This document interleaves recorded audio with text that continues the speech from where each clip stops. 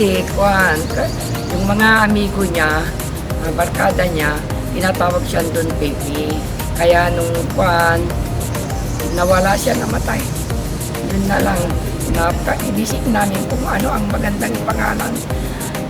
Para doon Pepe na lang takwan, madaling tandaan. At saka, wag na lang, memory ng Memory, father ko. Okay.